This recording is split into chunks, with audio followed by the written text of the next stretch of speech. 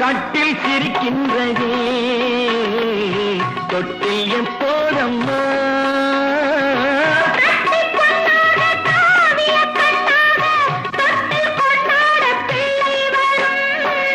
இங்கு நான் கொண்ட முத்தங்கள் அப்போது பிள்ளைக்கு போய்விடுமோ